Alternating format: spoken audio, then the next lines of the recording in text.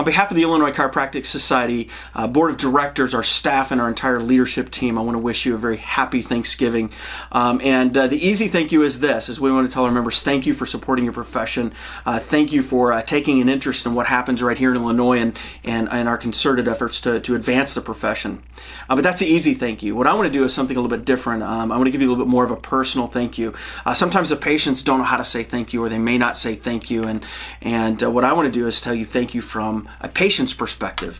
Earlier this year, my father-in-law had some significant low back pain, he had some challenges that came with that. As the pain began to progress, he became a bit more debilitating. He wasn't able to walk very well. He'd gone to see the MD, began a regimen of painkillers and steroids, and very reluctant to see a chiropractic physician as a result of a bad experience in Arizona. But as we continue to push and prod and try to get him to see someone here more locally in Illinois, again, continued reluctance. It wasn't until ultimately he received a referral for a surgical consult.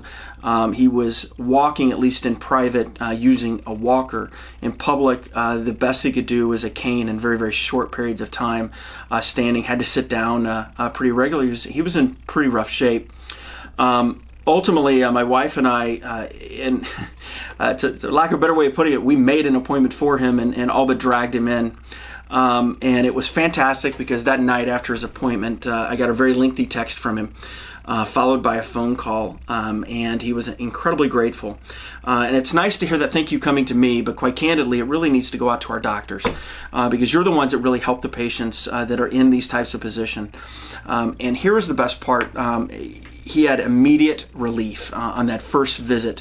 I didn't cure him. Of course, he had to come back for several different visits, but it wasn't long. I think he only had 6 or 7 visits, and he was back to a fully functional person, no walker, no cane, able to stand and walk for lengthy periods of time, and hasn't had any recall or any exacerbations of those symptoms or pains.